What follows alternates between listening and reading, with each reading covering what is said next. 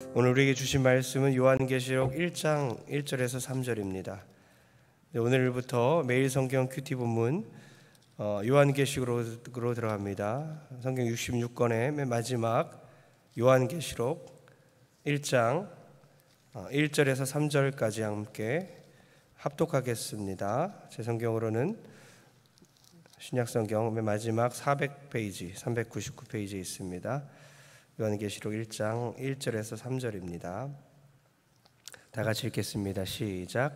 예수 그리스도의 계시라. 이는 하나님이 그에게 주사 반드시 속히 일어날 일들을 그 종들에게 보이시려고 그의 천사를 그 종 요한에게 보내어 알게 하신 것이라. 요한은 하나님의 말씀과 예수 그리스도의 증거 곧 자기가 본 것을 다 증언하였느니라. 이 예언의 말씀을 읽는 자와 듣는 자와 그 가운데 기록한 것을 지키는 자는 복이 있나니 때가 가까움이라. 아멘. 이제 상반기를 우리가 마치고 이제 7월을 시작하는데요. 한 달의 시작을 월상 예배로 드리는 여러분들 너무나 귀합니다. 네, 너무나 잘 오셨습니다. 우리 청년들도 오고 우리 귀하신 멀리서도 우리 성도님도 오시고 예배를 정말 사모하고 또 기도의 응답을 믿고 그리고 한 달의 시작이 예배로 시작하는 거구나. 특별 계시인 성경으로 시작하는구나. 우리의 인생이 이 특별 계시와 함께 사는 인생이기 때문에 오늘 예수 그리스도의 계시가 우리에게 주어졌고 하나님의 말씀이 우리에게 주어졌습니다. 이 말씀 들고 살아가는 우리 모든 성도 되기를 축복합니다. 여러분, 요한계시록 하면 어때요? 느낌이 잘 안 보게 되죠? 맨 마지막이라 안 보는 게 아니라 뭔가 두렵기도 하고 또 어때요? 요한계시록 뭔가 너무 신비한 상징적인 문자 단어들이 많고 사실 이제 구약을 많이 인용한 내용들인데 구약을 잘 모르면 이해하기가 좀 힘들 수도 있겠죠. 근데 이단들이 요한계시록을 가장 좋아하죠. 근데 정작 우리 그리스도인들은 요한계시록을 가장 무서워합니다. 두려워하고 난해하고 무서워하고 어떤 비밀 문서로 우리는 잘못 알고 있죠. 그러나 이 요한계시록은 성경 66권 중에 하나입니다. 우리에게 주신 소중한 선물이죠. 그리고 처음에 초두에 보면 은혜와 평강으로 시작을 합니다. 그리고 맨 마지막에 은혜로 맞춰지는 거예요. 은혜의 성경입니다. 은혜의 성경이고 복에 대한 내용도 많이 나오고요. 그리고 미래에 대한 소망을 가지고 현재를 살아가라는 아주 현재적인 성경입니다.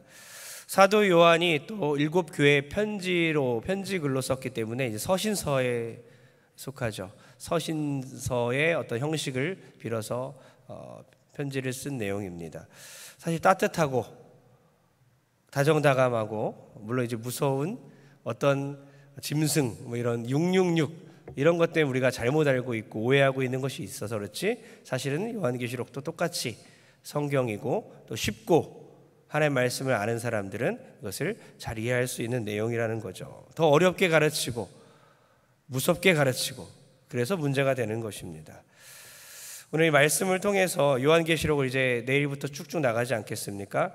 우리 목사님들도 지혜롭게 또 은혜롭게 잘 이끌어 주셔야 될 것 같습니다. 그래서 신천지가 좋아하고 이단들이 좋아하는 성경으로서가 아니라 우리 그리스도인들이 좋아하고 사랑하는 그런 성경이 되면 좋겠습니다. 1절 다시 한번 읽어보면요. 제가 읽어보겠습니다. 예수 그리스도의 계시라. 성경 있으신 분들은 같이 한번 읽어주세요. 1절 시작. 예수 그리스도의 계시라. 반드시 속히 일어날 일들을 그 종들에게 보이시려고 그의 천사들 그 종 요한에게 보내어 알게 하신 것이라. 아멘. 계시라고 적혀 있습니다. 계시는 아포칼립시스 감추어졌던 것을 드러내었다, 밝히 보여줬다라는 뜻입니다. 즉 예수 그리스도의 계시, 예수님에 관해서 감추어졌던 비밀을 드러냈다라는 의미죠. 우리는 이미 다 알고 있지요. 신천지와 같은 이단은 이 요한계시록을 사용해서 기독교인들을 꿰고 있습니다. 그들은 이 계시를 환상계시로 이해하고 있습니다. 환상계시다. 그러나 우리는 이걸 성경계시로 이해하고 있죠.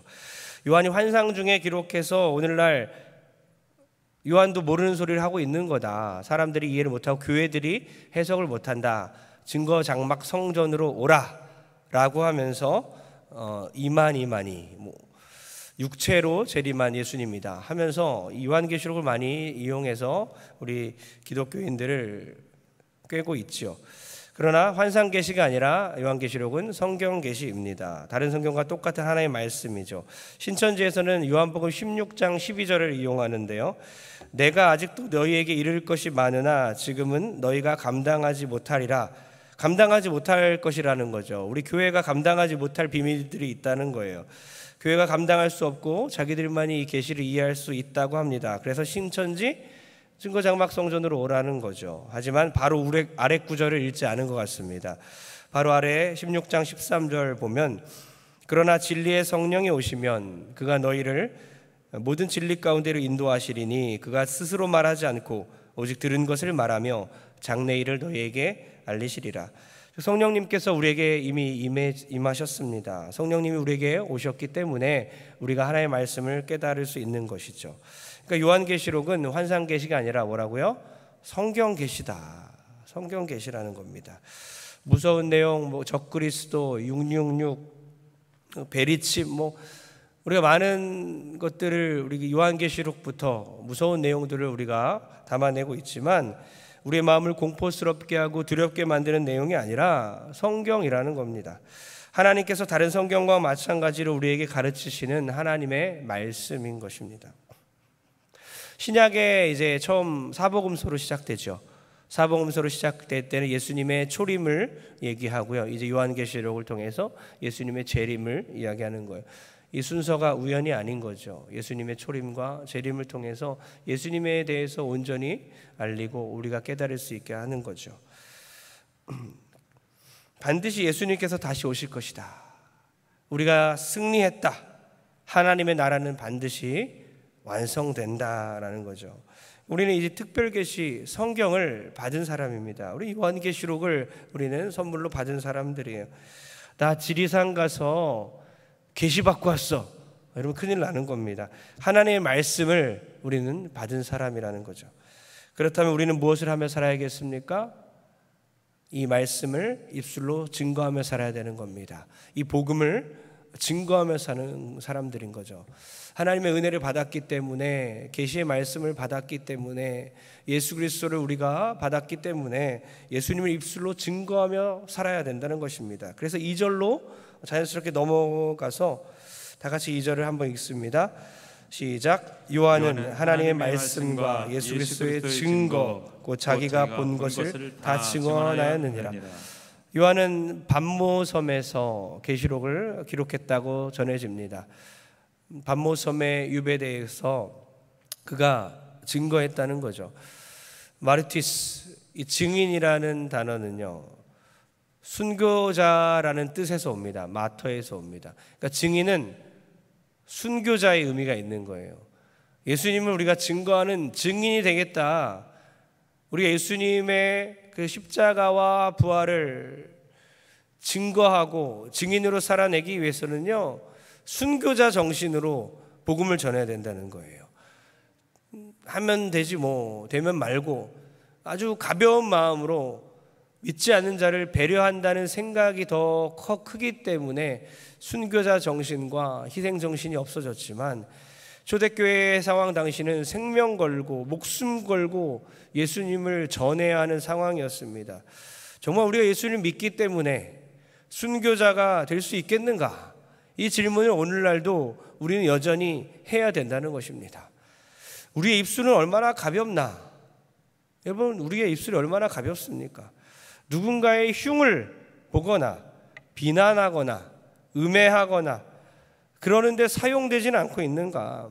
하지만 우리는 증인이잖아요. 예수님의 증인, 생명 걸고 예수님 전하는 사람이라는 것입니다. 우리 입술이 어떠해야 되는가? 하나님을 찬양하고 주님을 증거하는 입술 돼야 되는 거 아닌가? 너무나 경박하고 너무나 가볍고 음담패설과 욕설을 담고 누군가를 너무나 쉽게 비난하는 우리 입술이 아니라 누군가를 사랑하고 누군가를 자랑하고 누군가를 위해 기도하는 입술이 돼야 할 줄 믿습니다. 누군가에게 복음을 전하는 그런 입술이 돼야 될 줄 믿습니다. 또한 우리에게 주신 이 계시의 말씀을 읽고 듣고 전하라고 적혀 있어요. 3절 보니까 다 같이 한번 3절 읽겠습니다. 시작. 예언의 말씀을 읽는 자와 듣는 자와 그 가운데 기록한 것을 지키는 자는 복이 있나니 때가 가까움이라. 아멘. 예언의 말씀 요한계시록 이 성경 전체를 읽고 듣고 지키자는 거죠. 성경 전체가 우리에게 맡겨졌습니다. 그래서 미리 예가 아니라 나중 될 것을 예언한다, 이게 아니라 하나님 우리에게 맡겨주신 맡길 예를 쓰죠. 우리는 맡길 예를 씁니다. 맡길 예, 하나님의 말씀 우리에게 맡겼다는 거죠. 성경을 우리에게 맡겼다는 것입니다. 그래서 이 예언이 우리에게 주어진 것입니다. 이것을 우리가 읽고 듣고 지키라는 것이죠. 읽고 듣고 지키라. 3절 보면요, 읽는다는 것은요 단수로 적혀 있어요. 이 동사는 단수입니다. 그리고 듣고 지키는 것은 복수로 되어 있습니다. 왜 그랬겠습니까? 그 당시에 문맹률도 높고 공동체가 모이면 읽는 사람이 한 명이 읽어요. 단수로 적혀 있잖아요. 한 명이 읽고 듣는 사람이 여러 명인 거예요.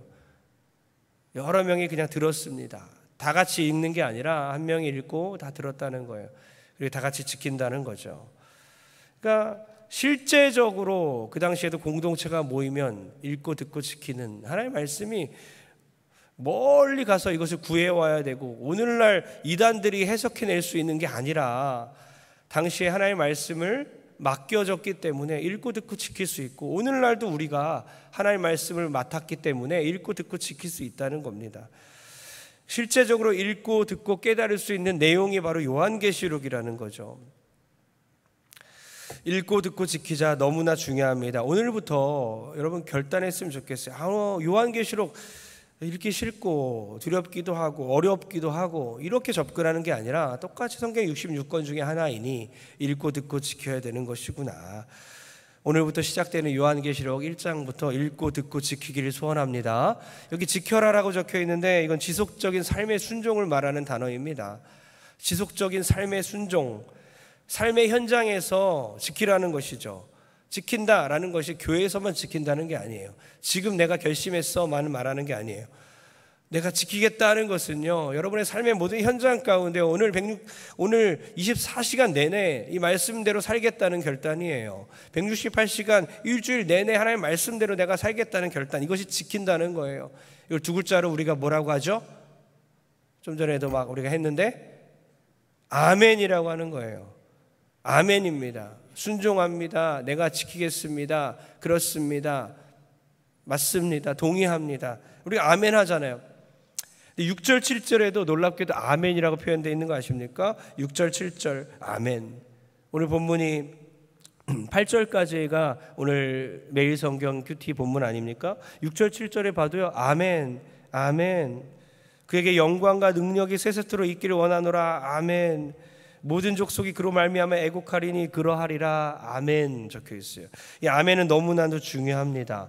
순종을 의미하는 거예요. 여러분 요한계시록 3장에도 보면요, 3장으로 넘어가면요 예수님 자체가 아멘이시라고 적혀 있어요. 예수님을 아멘 자체로 불리웁니다. 아멘이신 예수님.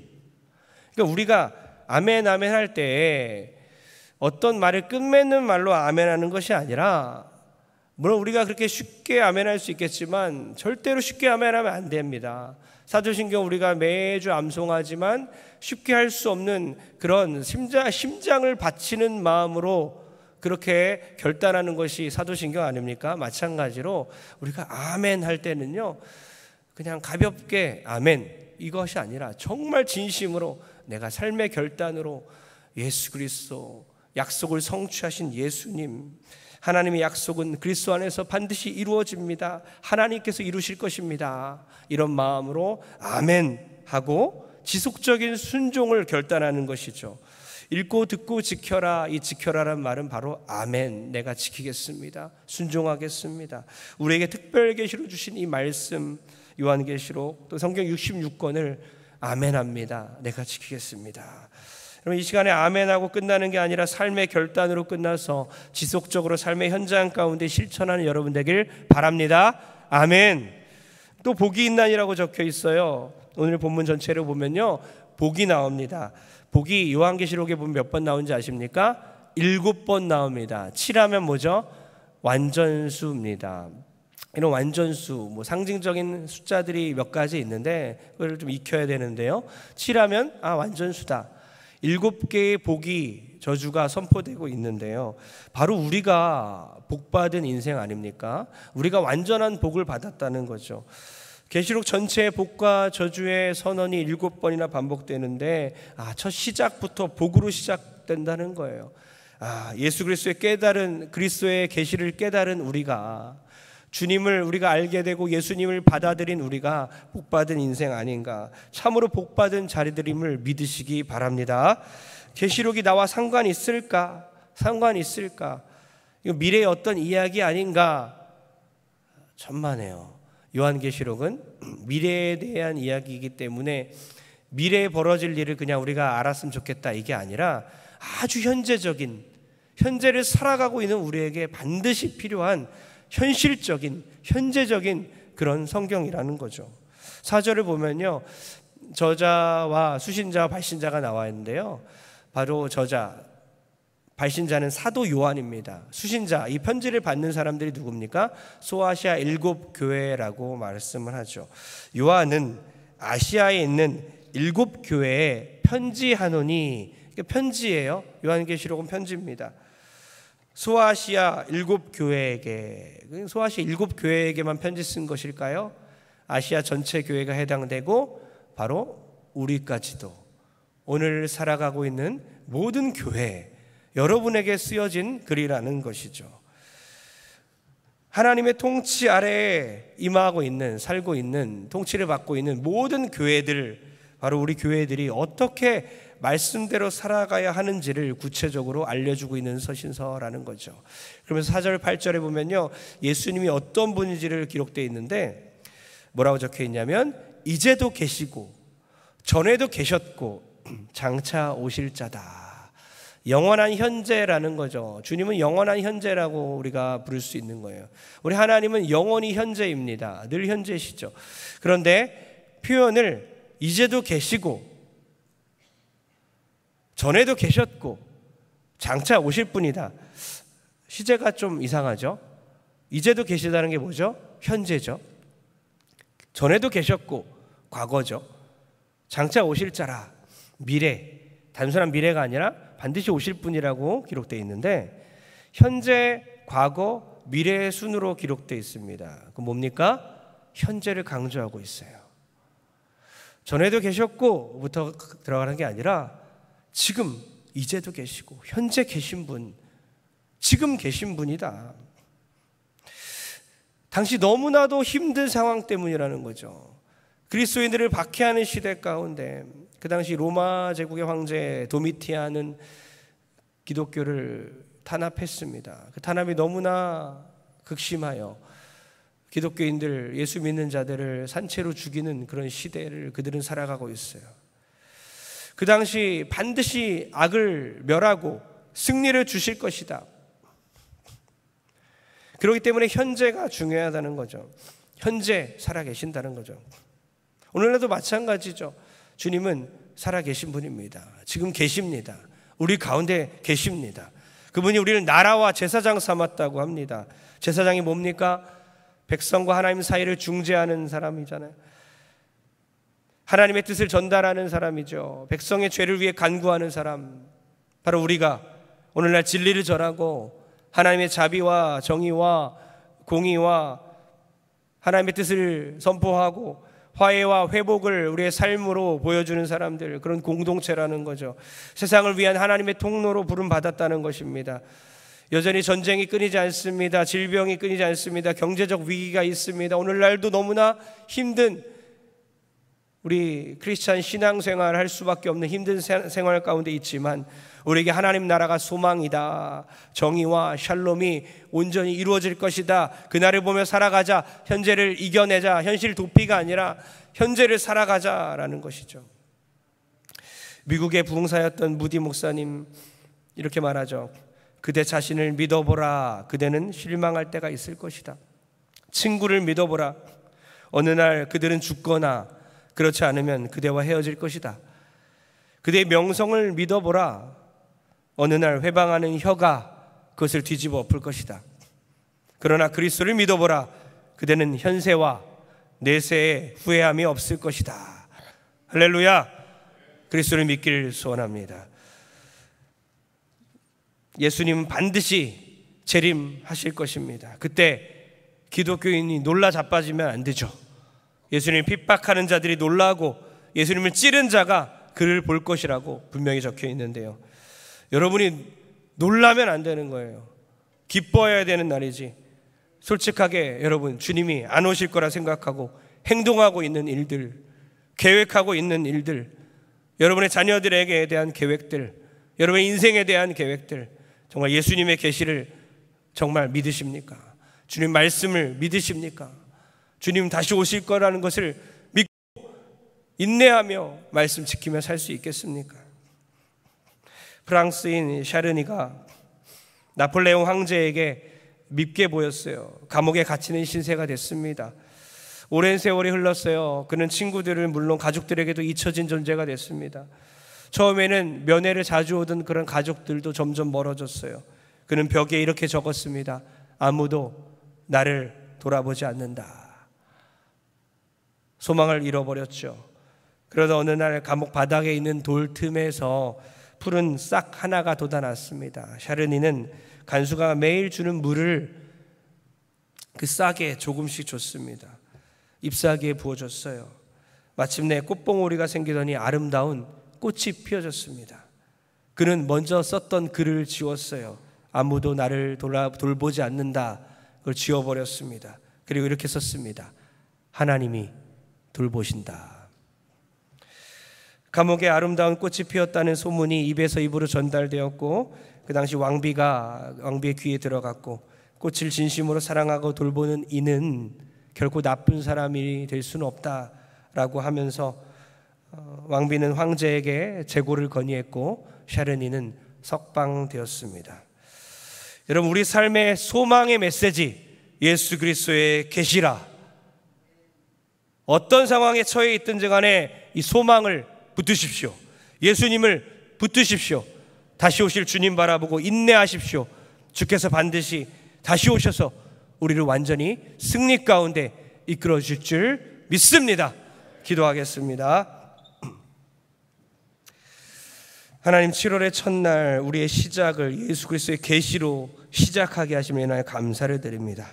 마지막 때에 살아가는 우리 교회에 주신 말씀, 성경을 읽고 듣고 지키게 하여 주옵소서. 이제도 계시고 전에도 계셨고 장차 오실 주님, 오늘날 힘든 시대에 살아가며 인내하게 하여 주옵소서. 장차 오실 주님을 기다리며 증인으로 살게 도와 주옵소서.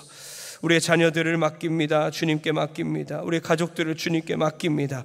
험한 세상 믿음으로 성장하게 하여 주시고 건강 지켜 주옵소서. 병든 우리 환우들 주께서 함께하여 주시고 회복시켜 주옵소서. 지병이 있는 자들, 수술을 앞둔 성도들, 그들의 자녀들, 모든 환우들과 영적으로 침체되어 있는 모든 영적 환우들 주께서 돌봐주시고 회복시켜 주시옵소서. 드린 예물 가운데 그리스도의 핏값으로 세워진 동선교회를 위해 드렸으니 주께서 받으시고 은혜와 복을 내려 주시옵소서. 이제는 예수 그리스도의 무한하신 은혜와 하나님 아버지의 만극하신 사랑하심과 성령의 감동과 교통 역사하심이 오늘 말씀을 통해 다시 오실 예수 그리스도를 바라보고 소망하며 믿음으로 현재를 살아내기로 결단하는 모든 성도들의 머리 위에와 이제도 계셨고 어제도 계셨으며 장차 오실 주님을 기다리는 모든 성도들과 그들의 두고 온 자녀들과 가족들 머리 위에 이제로부터 영원토록 함께 있을지어다. 아멘.